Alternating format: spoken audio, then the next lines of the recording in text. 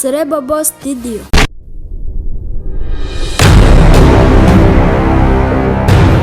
Celebobo TV. Yes, reka nongere ngusuze udahwema kudukurikirana hano kuri Celebobo TV. Nge nk'ibisanzwe ni Celebobo. Reka nizere yuko mumeze neza, niba hari n'abantu batameze neza ariko nizere ko biza kugenda neza. Ushobora kuba utameze neza bitewe n'impamvu zitandukanye, ushobora kuba urwaye, ushobora kuba utararya, ushobora kuba ufite stress, ushobora kuba ufite ikibazo gikomeye runaka. Ibibazo biba ari byinshi bitandukanye muri isi, ariko gusa ikiza nuko biba bitagomba kuguherana. So ndagira ngo rero mbere yuko nangira ikiganiro, niba utarakora subscribe ubanze ukore subscribe hano kuri Celebobo TV, ukore share, ukore comment kandi ukagukora na like. Nge rero mugiye kubana muri iki kiganiro nkaba ndi Celebobo. Icyo kiganiro rero dore uko giteye. Mu by'ukuri hari ibintu bimwe na bimwe uba ugomba kwitondera. Buriya rero hari ibintu ugomba kwitondera kuri izi ngofero z'abamotari cyangwa se nk'izo twakwita casque, izi ngofero zo kuri moto. Ibi bintu ndagira ngo iki kiganiro gikurikirane kugira ngo ubashe kwita kuri ibi bintu, ubimenye neza, kuko ibi bintu ni ingenzi kuri wowe unkurikiye hano kuri Celebobo TV. Niyo mpamvu rero nashaka ko uri bucikwe, kuko urungukiramo ibintu byinshi by'ingenzi. Yes, mu by'ukuri rero polisi y'u Rwanda cyangwa se ishami rya polisi rikorera mu muhanda, nk'abo twakwita traffic police cyangwa se n'indi miryango hirya no hino ishinze kurwanya impanuka, usanga inshuro nyinshi baburira abantu yuko igihe utwaye moto yawe ugomba kubanza ukitondera ibi bikurikira. Mbere na mbere ariko icyo tugiye kwibandaho, hari byinshi babuza abantu bagenda kuri moto cyangwa ku magare, ariko mbere na mbere, kuko uyu munsi nababwiye ko ngiye kubabwira ku ngofero z'abamotari cyangwa se casque, niyo mpamvu ngira ngo rero twibande kuri iyi ngofero y'abamotari cyangwa se izi casque, kuko izi ngofero ni ukuri mu by'ukuri hari byinshi. Buriya hari ikintu bakunda kuvuga ngo iyo bavuze ngo hari ikintu ubona hakaba igihe ubona kitujuje ubuziranenge. Mu by'ukuri hari abantu benshi mukunda kugenda kuri moto, mukunda gukora ingendo za buri munsi, inshuro nyinshi muzi namwe ibibazo biba kuri ziriya ngofero. Ziriya ngofero hari uguhereza ingofero ukiyambara kumva irafungutse yituye hasi. Utwo ni utuntu tumwe na tumwe mujya mubona. Hari uguhereza ingofero ukiyishyiramo, ukiyambara ukumva ifite umunuko mubi cyane udasanzwe, ukibaza se iyi ni ingofero, ni ikintu cyapfiriyemo, ukumva biragucanga. Hari n'undi uguhereza ingofero waba ukiyifata ukabona ka kantu k'ikirahure k'imbere komotseho gatakaye hasi. Mu by'ukuri izo ngofero urumva ziba zujuje ubuziranenge. Tuzi yuko ziriya ngofero ziba zigomba gukomera, hari n'igwa hasi ukabona irajanjaguritse nk'ibirahure. Ese mu by'ukuri iriya ngofero ko tuzi ko irinda umutwe w'umuntu, mu by'ukuri niba iguye hasi ukabona irajanjaguritse, ese iyo ngofero koko yabasha kurinda umutwe w'umuntu? Byose rero uraza kugenda usobanukirwa nabyo muri iki kiganiro naguteguriye. Iki kiganiro ngewe nyikugezaho nkaba ndi Celebobo, naho iyi channel kinyuraho ikaba ari Celebobo TV. Niyo mpamvu barimo gukangurira ngo niba utarakora subscribe ukore subscribe, ukore share, ukore comment kandi ukagukorana like hano kuri Celebobo TV.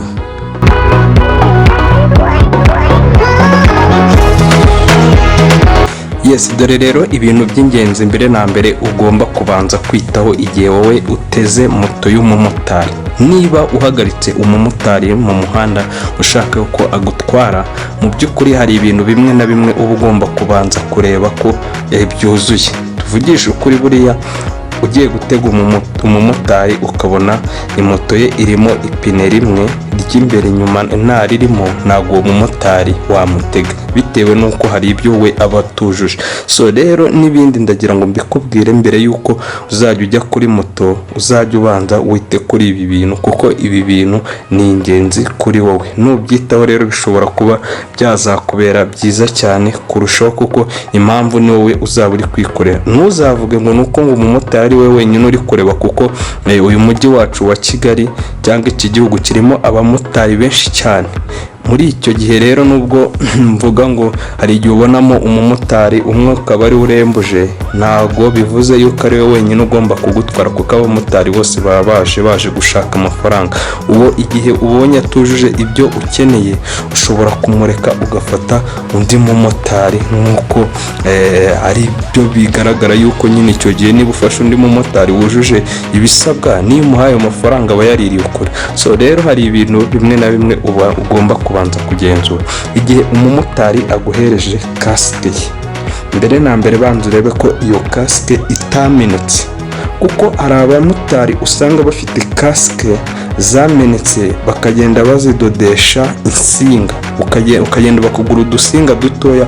hari ubusinga butoya baba bufite karite ya ubusanga buriya abantu bakunda gukora nka installation z'amashanyarazi baba bazi ubwoko bw'insinga. hari urusinga ruba rukora ku matara urwo bita 1.5 cyangwa se 1.5, akaba n'urukora mu mapurizi bita 1.5, akaba noneho n'urwarimanta umuriro ruba ari 4.5. niyo mpamvu nababwiye ngo nimuza hano kuri Celebobo TV muzajya mwigiraho ibintu byinshi, kuko nk'ubu harimo umuntu utaruzi aka kantu ko mu mashanyarazi ariko akaba bashije kamenya ubwoko bw'izo nsinga. rero hari umuntu ureba niba igikasike cye cyaramenetse akavuga tungiye kukidodera, akagenda akazana za koroshi zishyushye akajomba muri ya kasike, yamara kujombamo ahandi hasadutse, none we agafata rwa rusinga rwa 1.5 akagenda arunyuzamo aruzengurutsa akadoda ya kasike ye.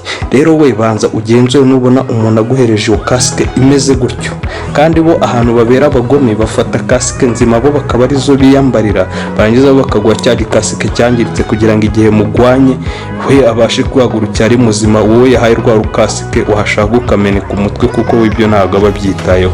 banza rero urebe ko iyo kasike kuko nta bintu byo kuba barayidodadoza uko babonye, urebe yuko yujuje ubuziranenge. ikindi cya kabiri, banza urebe yuko akarahure baguhaye gafunze kuri ya kasike k'imbere kaba katarakubaguritse nyine, ku buryo ukareberamo kuko ukabasha kubona ko uri kubona neza imbere, ku buryo ubona yuko umuntu niba uri kureba umuntu nk'uko tuvuga niba wambaye rinete, hari ukuntu urebera mu kirahure ukabona kuko umuntu aragaragara neza.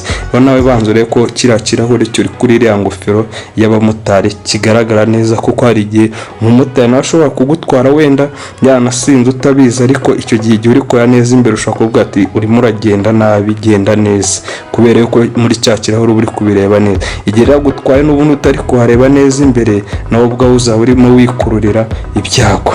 ikindi nanone nacyo uba ugomba kugenzura, reba yuko ka gakandara gaca munsi y'akananwa gafungika neza, kubera yuko hari igihe ushobora kwizera yuko wambaye kasike neza, igihe waba uguye rero wenda wari uri kuri moto mukagwa, ushobora kuba wakwitura hasi umutwe wawe ukangirika, kuko hari igihe kaba kadafunze neza, ubwo wakwitura hasi katari gafunze ugasanga kasike aho kurinda umutwe ahubwo umutwe urahangirikiye, kuko cya gikasike kiba cyaguye nka hariya ku ruhande. utwo ni utuntu rero tw'ingenzi uba ugomba kubanza ugacekinga ukareba yuko umumotari kuguhereza kasike ibyo bintu koko iyo kasike yaba ibyujuje.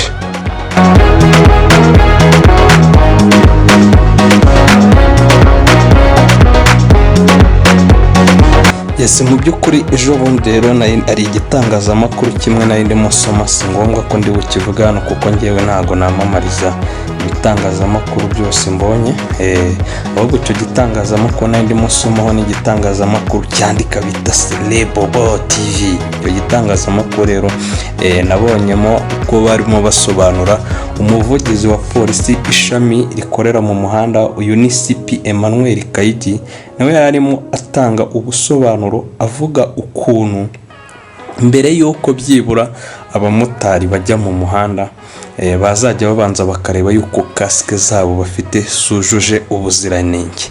impamvu ni iyi ngiyi, mu by'ukuri buriya hari igihe ushobora gukora impanuka hakaba ibice bishobora kwangirika ku buryo niyo waba wari ugiye gupfa, ariko bashobora kuba babisanasana ukongera ukaba umuntu, ariko hari igice cy'ingenzi usanga kigoranye kuba cyasanwa. buriya igihe ndabyemera ushobora kugira ikibazo cy'ukuguru byaba na ngombwa niyo kwacika kugacika, wenda bakaguha proteze cyangwa se insimburangingo, ariko buriya umutwe wagize ikibazo ntago bagusimburiza nyine. Turumva kugira ngo ubone proteze y'umutwe ntago bibaho, jye ntabyo nzi pe, nta muntu ndabona baciye umutwe ngo bongere bamuterekereho undi. Ibyo ni ibintu bigorana. Niyo mpamvu rero buriya mbere y'uko ujya kuri moto uri ubanza ugatekereza ibibazo bishobora kukubaho ku mutwe wawe igihe waba ugize ikibazo.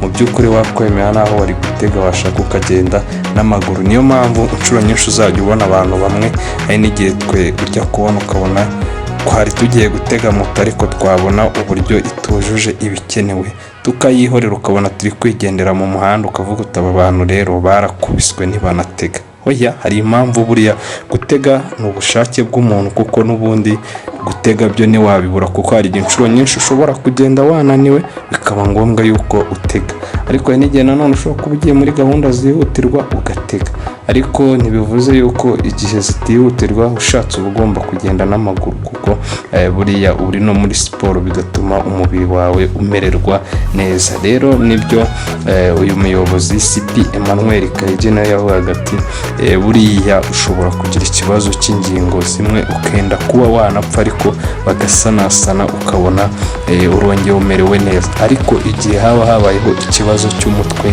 urumva kiba ari ikibazo gikomeye. Gusanasana umutwe biragoranye, kuko rero urumva inshuro nyinshi umutwe niwo ugize umuntu, usanga ubwonko niyo kontorore y'umuntu wese, niyo ibimugize. Urumva rero igihe habayeho kwangirika ubuzima bwe buba buri mu mazi abira, cyangwa se no gupfa, uba wumva ko urupfu ruba ruri hafi kumusatira. So urumva ko rero byibura muba mukwiye kurinda ubuzima bwanyu, mukita ku mutwe wanyu. Igihe baguhereje kasike itujuje ubuziranenge, washaka ukabyihorera, cyangwa se umumotari wakumva nakubwiye nabi ugahamagara polisi y'abantu ukamuripotinga, none nawe bakaba bamufasha kugura ya kasike igihe adashoboye kuba yayigurira, bakamuha indi support. Yes, ndaje dukomeze rero mu kiganiro.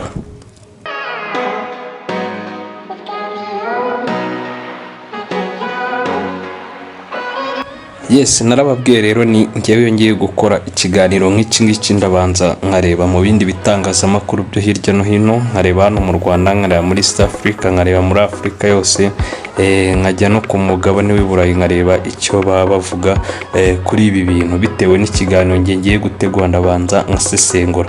Okay, mu by'ukuri rero ejo bundi ndimo nsoma, ndi gusoma igitangazamakuru kimwe, mbona ko cyanditse nacyo kuri iyi nkuru kivuga yuko ishami ry'umuryango w'abibumbye cyangwa se iryo twakwita OMS rivuga ko mu Rwanda buri mwaka ashobora gupfa abantu bagera ku 3,000 bahitanywe n'impanuka ya moto, kuko usanga n'ubundi abantu barenga nk'ibihumbi 3 usanga inshuro nyinshi bo ari bo bakunze kugenda ku mamoto cyangwa n'amagare. Ugasanga rero n'ubundi abantu benshi bakunda gutega za moto kurenza gutega amamodoka.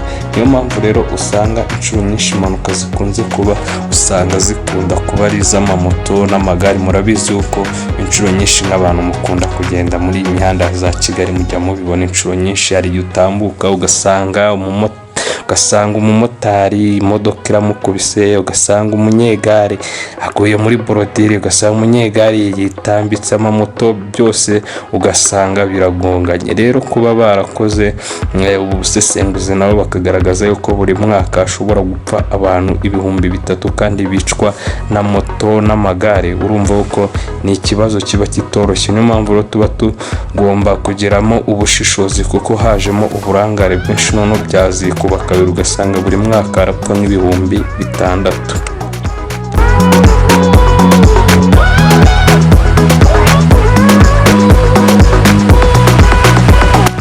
Yes, ibi bintu rero bisaba ubushishozi. Nibyo umuvugizi umwe w'umuryango bita Health People Rwanda, uyu ni umuryango nawe ushinzwe kurwanya impanuka zibera mu muhanda, nawe iki kintu yakivuze. Yavugaga yuko usanga uburangare no kudaha agaciro umutwe wacu usanga biri mu bintu nabyo dushobora kugenda tuzira ariko tutabizi bitewe n'uko ibi bintu tubyirengagiza.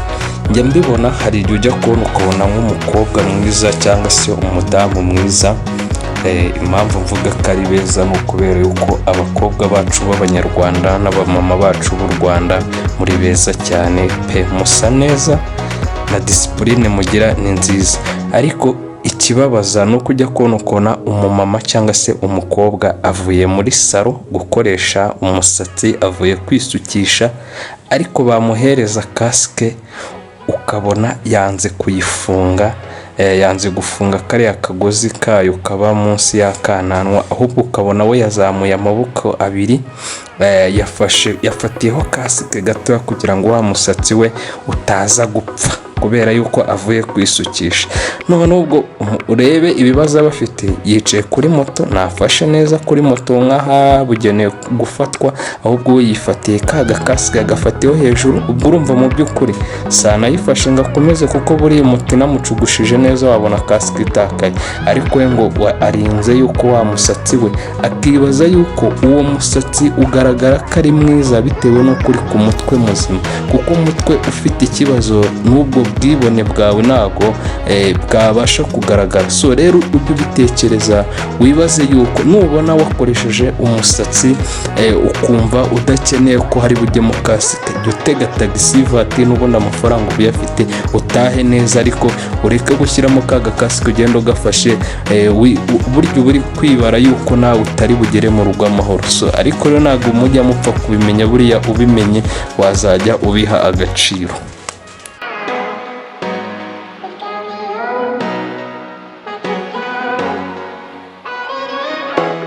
Niwe Mfura Nadine, umuhuzabikorwa wa gahunda ya Health for People Rwanda yiswe Tuwurinde, aho bashakaga kuvuga umutwe wacu. Nawe hari inama yatanze se cyangwa se agira abantu uburyo bashobora gukoresha nyine izi kasike. Nawe nyine hari icyo yabivuzeho, ari nk'inama ashaka kugira abantu bakunda gukoresha izi kasike.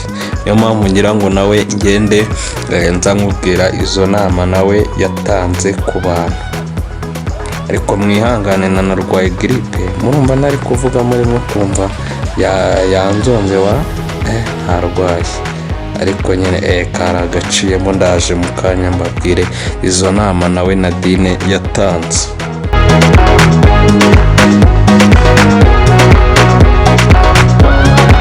Nawe yavuze ko kwambara kasike yujuje ubuziranenge ari byo by'ingenzi kuruta kwambara kasike utizeye ubuziranenge bwayo. Niyo mpamvu rero nawe yagiye agaragaza yuko igihe ugiye kuri moto uba ugomba kugenzura kasike ugiye kwambara.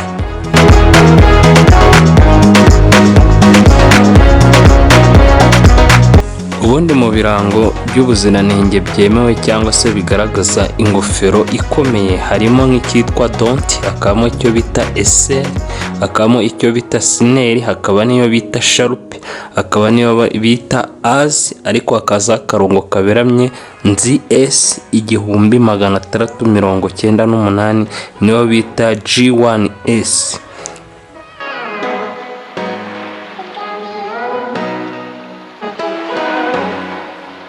Ubu ni uburyo rero bushobora gufasha nk'umugenzi igihe yaba ashaka nko gufata moto wenda agiye kuyitega, igihe bamuhereje kasike akabanza akagenzura akareba ko iyo kasike iriho aya magambo nari mvuze haruguru. Nababwiye ko habanzamo donti, eseri, sineri, sharupe, aze akarongo kaberamye nza S 1698 niyo bita G1S, ukabanza ukareba yuko iyo kasike ibyujuje. Gusa hari inkuru nigeze gusoma kuri Kigali Today, aho barimo bavuga uburyo hari hakozwe ubukangurambaga mu bamotari, bagerageza none kuganira n'abamotari bo i Musanze, ariko mu kugerayo ntabwo basanze moto imwe yonyine ariyo ifite iki kirango cya sharupe. Ubwo rero mwibaza izindi moto zo impamvu muri ayo makasike yo adafiteho biriya bimenyetso, sinzi ikibazo cyabayemo, kandi abo bamotari bakavuga yuko kasike zabo zujuje ubuziranenge.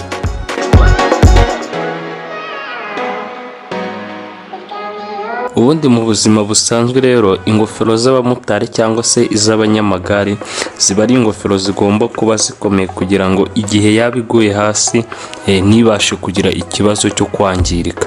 Ariko inshuro nyinshi usanga ku ngofero z'abamotari bo mu Rwanda cyangwa se n'abanyamagare bo mu Rwanda usanga ingofero zabo rwose iyo iguye ihita ijanjagurika bitewe n'uko ziba zitujuje ubuziranenge. Mu by'ukuri rero niba nawe ubwawe ugiye kwambara kasike ukabona n'ubundi yarahongotse yaramenetse, isi yo kasike urumva yuko koko yujuje ubuziranenge, nawe hari ibintu uba ugomba gupimisha ijisho rwose ukavuga uti iyi kasike njye ndabona nayambara, bitewe n'uko n'umutwe wawe uba ugomba kuha agaciro ukawubaha. Izo kasike rero uba ugomba kuzitondera.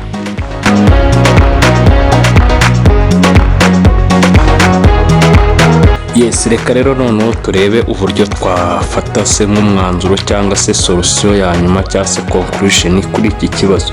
Ubundi mu by'ukuri bitewe n'uko izi kasike kumva twese ko ari mbi atari nziza, mbere na mbere menya ko izi kasike zishobora kugutera indwara. Murabizi yuko muri covid hari harabaho ikintu cy'uko wasangaga kasike bakunda kuzipurizamo sanitizer, ariko aho covid irangira ubona ko bisa naho byacitse. So rero ubona yuko kasike n'igishobora kugwa ikameneka ikamenekeramo imbere bitewe n'uko aba arimo ari amapamba cyangwa se amaponji, ntubashe kuba wabimenya. Ariko mu by'ukuri buriya hari ikintu uba ugomba kwitondera. Buriya kasike atari wowe ukunda kuyikoresha, ikoreshwa n'abantu benshi, jya umenya ko ishobora kugukururira ibibazo.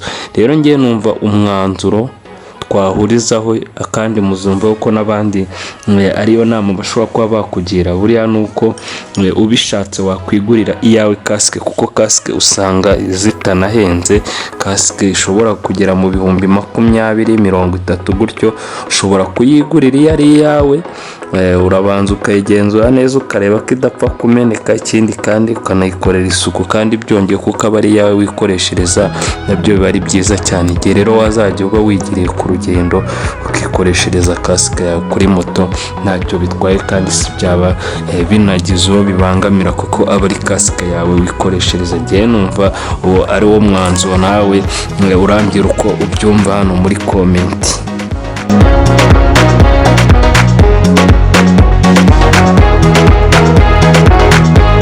Gusa nanone kandi akantu nako uba ugomba kumenya, buriya kasike ntago yakurinda urupfu. N'ubundi ugomba gupfa byanga byakunda, iyo uguye nyine urapfa kuko n'ubundi ntawe urenga umunsi. Ariko gusa nanone ikindi nshobora kukubwira hano nuko buriya kasike 37% buriya ishobora kukurinda urupfu, kuko hari igihe ushobora kugwa n'ubundi ugasanga iragufashije uburyo wari kwangirika umutwe, bitandukanye n'uko wari kuba utambaye kasike. Bivuze ko rero igihe noneho nawe ugerageza kugira ngo ayo mahirwe ya purusa 37 uyakoreshe, ushobora kubanza ukagenzura yuko iyo ngofero yawe imeze neza nta kibazo ifite, n'igihe kandi uyambaye ukayifungamo neza cyane, wafunzemo boku, wafunzemo bukwasi. Yes, ndasoje rero.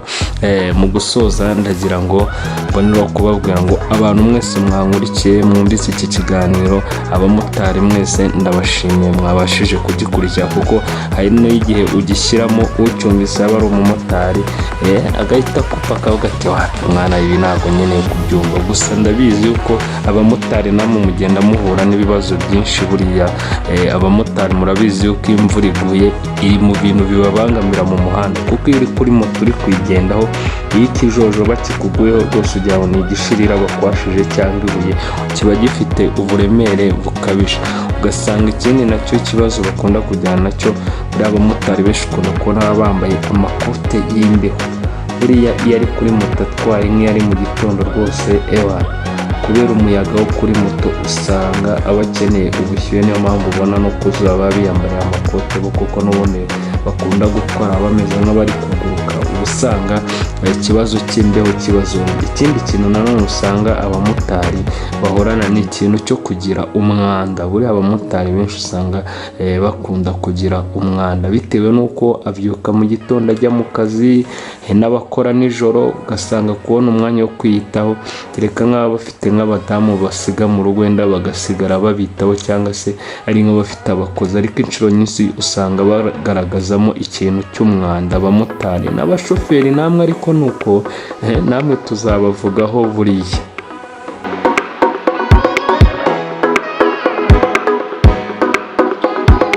So urumva ko rero ibintu by'abamotari ntibyoroshye, murumva ko umuntu ugwanugwaho ibintu byinshi cyane. Mukwiye rero kubikosora namwe mukabera abandi urugero rwiza, dore ko muhura n'abantu b'ingeri zose zitandukanye. Hari abamotari usanga batwara abanyamahanga, abazungu gutyo. Ese niba ukunda guhura n'abantu benshi batandukanye nk'uko, kandi ndabizi ko uyu mwuga wanyu w'abamotari ubatunze kandi ubamo n'amafaranga menshi, kuki mutawunoza neza? Burya iyo ufite akazi ukora ugerageza kukanoza neza kugira ngo ntukubonye mu muhanda avuga ati umuntu asobanutse. Hari abantu njya mbona, hari amamoto njya mbona hano mu mujyi wa Kigali, ubona rwose baba barashyizeho utuntu, udutako twiza, amatara yaka neza, ukabona amamoto rwose arasakaye neza, n'iyo imvura iguye ukabona umuntu ntanyagirwa, ukavuga ati rwose iyi moto ni VIP, ku buryo niyo yaba urugendo wenda wari kwishyuramo nk'igihumbi, niyo yakwaka 4 rwose yarukubaka, ukavuga uti ndamwishyurira ukuri, kuko rwose imoto ye ifite isuku, urabona yuko yujuje ibyangombwa byose. Ari na moto rwose ishobora gutambuka na polisi ayibona ikavuga ati rwose uyu muntu urabona ko moto aba yayitayeho, nawe urabona ko afite isuku, bikagaragara. Bakavuga bati niyo baba babonye hari akandi kabazo kari kabaye, ariko bakavuga bati byibura ibyinshi nibyo yari yakoze, yari yagerageje. Ubona yuko ari romodo w'abandi bamotari, ugasanga rwose ibyo bintu nabyo biguhesheje agaciro mu bandi, kumva nawe kuri wowe nishema. Yes, murakoze cyane, ndabashimiye rero. Imana ikomeze ibafashe cyane kandi ibahe umugisha. N'abatarakora subscribe mukore subscribe, mukore shaka nimwe gukora na comment hano kuri Celebobo TV.